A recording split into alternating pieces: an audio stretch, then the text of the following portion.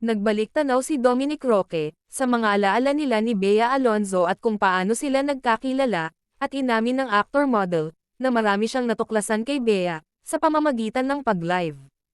Narito ang buong video. Paano kayo nagkakilala ni Bea? Nagkakilala kami ni Bea nung 2016. Nung time na yon, kaibigan ko si Vice Ganda.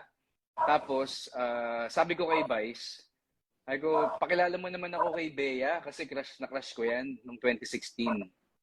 So sabi niya, sige nak, papakilala kita kay Bea pag nakita kami.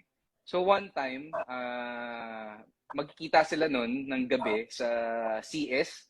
Mr. Bong, alam mo yung CS, di ba? Sa Katipunan. Oo. So, nagkita sila ni Bea doon, bit-bit ako ni Countryside. Vice. Mahilig rin ba sa isaw si Bea?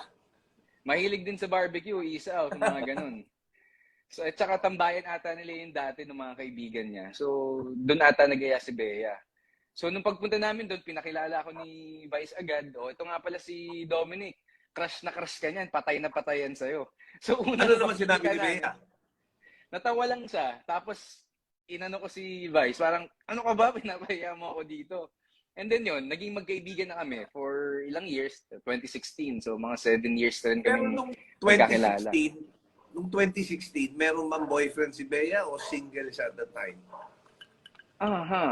Hindi ko lang sure, pero sa totoo lang naman, Mr. Bong, Kong Bong, nung time na yon, hindi ko naman din iniisip na ligawan si Bea or... Gusto mo lang malaman niya na crush mo siya. Ganun ba yun?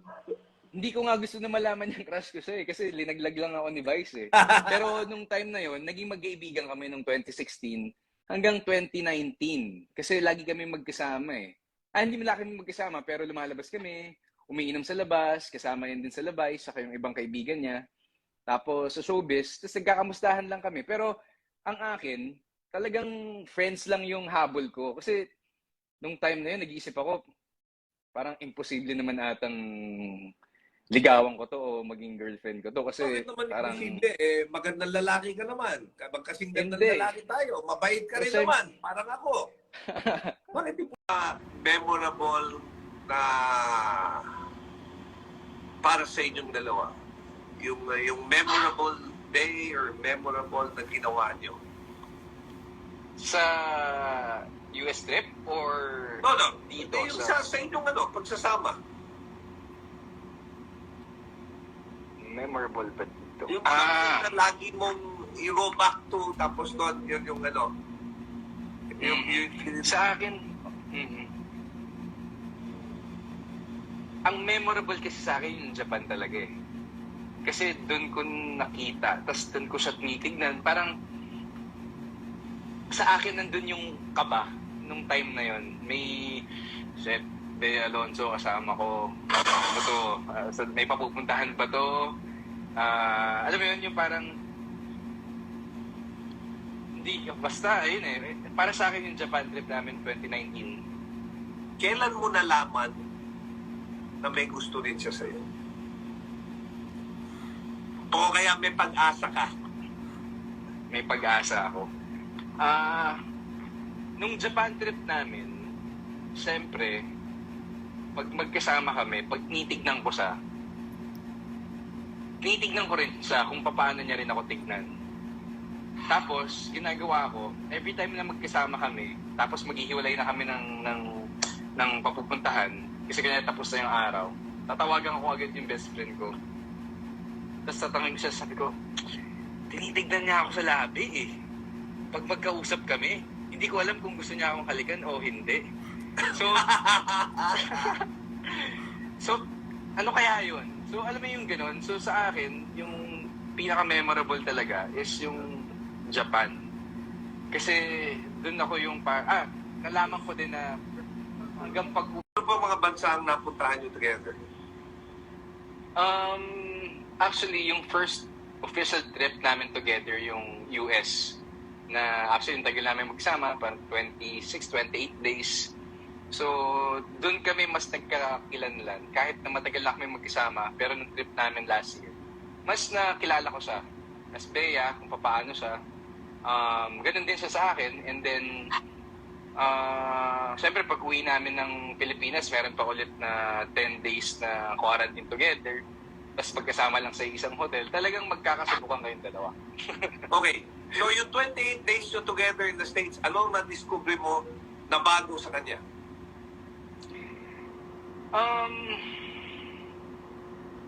Si Bea kasi,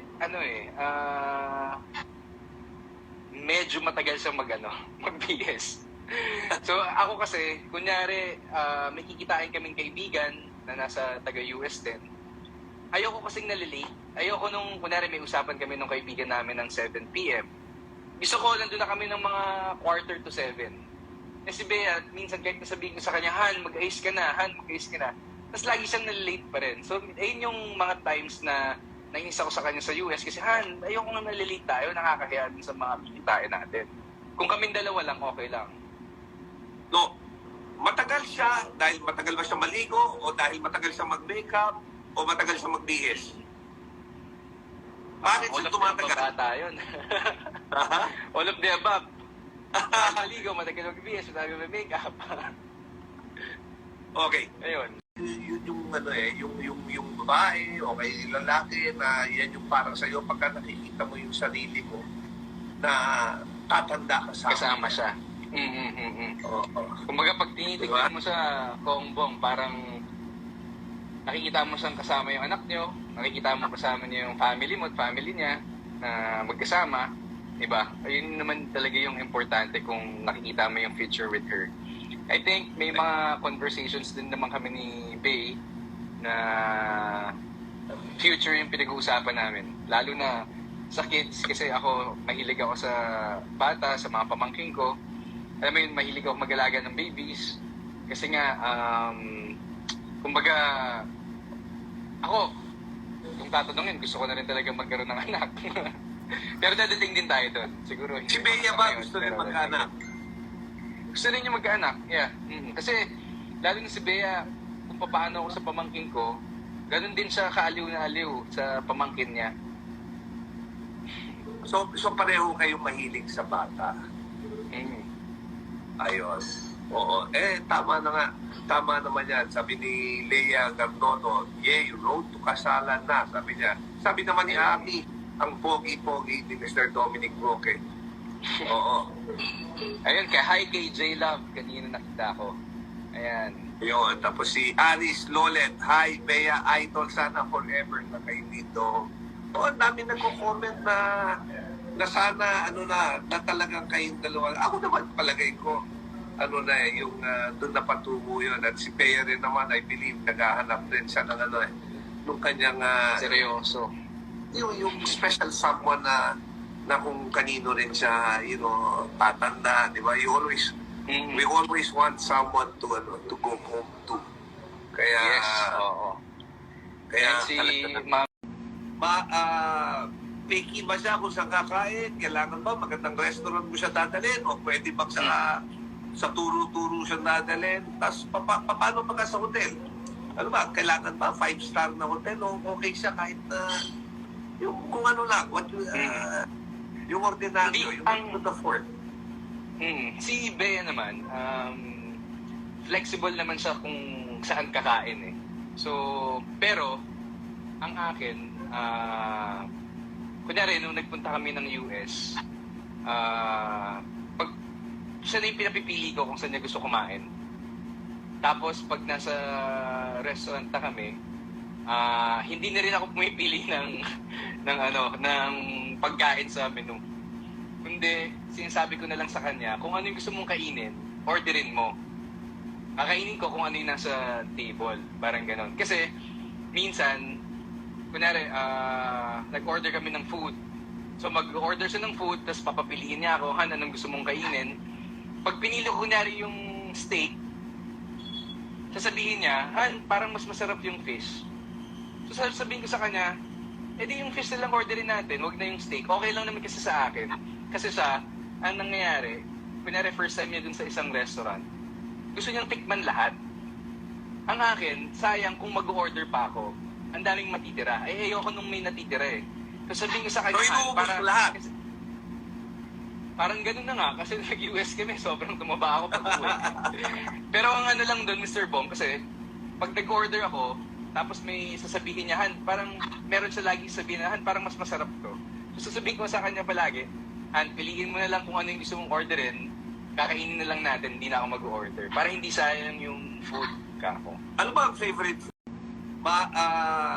Picky ba siya kung saan kakain? Kailangan ba magandang restaurant mo siya dadalhin? O pwede bang sa turo-turo siya dadalhin? Tapos paano pa ka sa hotel?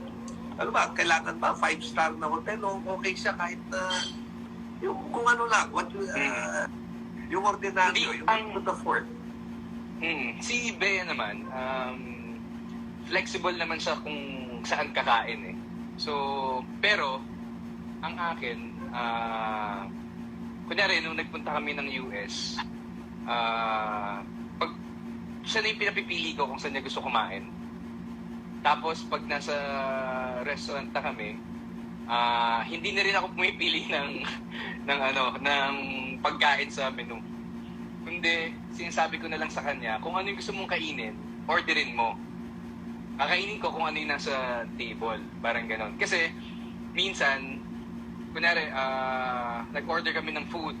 So, mag-order siya ng food, tapos papapiliin niya ako, Han, anong gusto mong kainin. Pag pinili ko, kunyari, yung steak, sasabihin niya, Han, parang mas masarap yung fish. So, sasabihin ko sa kanya, edi yung fish na lang orderin natin, wag na yung steak. Okay lang naman kasi sa akin. Kasi siya, ang nangyayari, kunyari, first time niya dun sa isang restaurant, gusto niyang tikman lahat. Ang akin, sayang kung mag-order pa ako, ang daming matitira. Eh, ayoko nung may natitira eh. So sabihin ko sa kanya, So, inuubos mo lahat? Parang ganun na nga, kasi nag-US kami, sobrang tumaba ako pag uwi.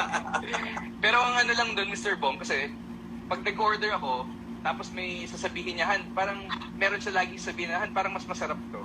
So sasabihin ko sa kanya palagi, Han, piliin mo na lang kung ano yung gusto mong orderin, kakainin na lang natin, hindi na ako mag-order. Para hindi sayang yung food ka ako. Ano ba ang favorite food?